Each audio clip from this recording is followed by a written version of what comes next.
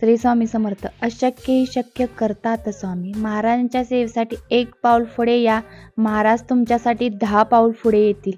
चला तर मग स्वामी महाराजांच्या जयघोषात रमून जाऊया आणि येणारा संक्रांती सण हा स्वामीमय करून जाऊया. म्हणजेच काय, स्वामी सेवेत दंगून जाऊया. श्री गुरुदेव दत्त. श्री स्वामी समर्थ. सर्वांना तुमचे सर्वांचे माझ्या चॅनलमध्ये खूप खूप स्वागत आहे. तर येणार आता बघा संक्रांतीचा सण आहे. तुम्हाला संक्रांतीच्या सणाला आपल्या स्वामी मार्गातील वाण काय द्यायचे, का द्यायचे, कशासाठी द्यायचे हे पण मी तुम्हाला सांगते. बरेच स्त्रिया प्लास्टिक वगैरे असे वाण देत असतात. तर तुम्हाला मी सांगते, तुम्ही जर स्वामी सेवेकरी असाल किंवा तुम्ही नवीन पडला असाल स्वामी सेवेत, तर तुमच्या हातून एखादं सत्कार्य जर घडावं असं तुम्हाला जर इच्छा असेल तर निश्चितच तुम्हाला आपला व्हिडिओ संपूर्ण पाहावा लागेल. त्यासाठी तुम्हाला कुठे स्किप न करता पूर्ण पहा. ह्याचं महत्त्व तुमच्या लक्षात येईल की आपण संक्रांतीला जे काही वाण देतो किंवा संक्रांत सण स्वामी मार्गास्वरूपे कशा रूपात साजरा करायचा, त्याचे काय महत्त्व असते हे मी तुम्हाला सांगणार आहे. तर बघा, तुम्ही लोक जे काही प्लॅस्टिकचं वाण देता, कोण एखादं जम्पर पीस वगैरे असं काही वाण देता, अदरवाईज तुम्हाला काही असं मेकअपचं वगैरे साहित्यही देता, म्हणजे वाण म्हणून देता.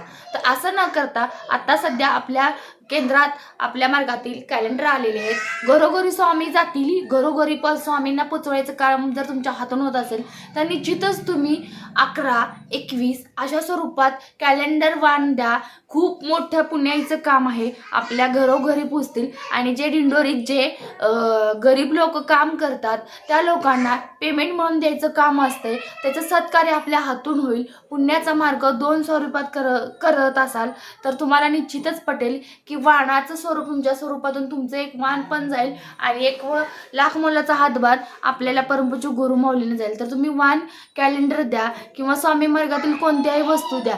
जे स्वामी समर्थ महाराजांचे हे स्वामींचं घर आहे किंवा श्री स्वामी समर्थ असे जे आपण आपल्या मेन डोअरला लावतो ते द्या, किंवा 64 योगिनी यंत्र द्या, किंवा आपल्या मार्गातीलच दिंडोरी प्रणित मार्गातील गंध असतात ते गंध द्या, किंवा तुम्हाला सांगते बघा, कुंकू मिळतं कुंकुमार्जनसाठी, ते कुंकू द्या.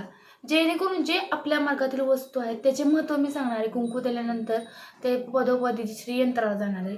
ती व्यक्तीची सवासीन व्यक्ती सेवा करेल श्रीयंत्रावर, त्याची पुण्य जेवढी त्यांना मिळणार आहे तेवढीच तुम्हाला सुद्धा मिळून जाणार आहे.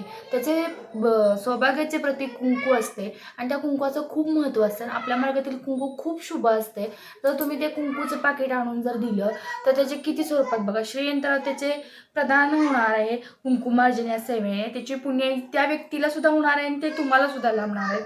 त्याच प्रकारे जर तुम्ही कॅलेंडर दिले तर घरोघरी स्वामी महाराज पोचणार आहेत. कारण कोणाची मूर्ती आज स्वामींची स्वीकारत नाही, तर कॅलेंडरात आपले स्वामी महाराज परमपूज्य सद्गुरू गुरु महाराज प्रस्थापित आहेत, प्रतिमा आहेत आणि मार्गातील सगळ्या सेवा त्यात असतात. ज्या तुम्ही त्यांना पटवून दिल्या तर भरपूर गोष्टी तुमच्या हातून पुण्याचं काम होणार आहे. तसंच आपल्या स्वामी मार्गातील बऱ्याच वस्तू आहेत. गोमूत्र आहे, त्याचं महत्त्व पटवून द्या. का द्यायचं असते ते निश्चित तुमच्या स्वरूपात एक पुण्याचं काम होणार आहे.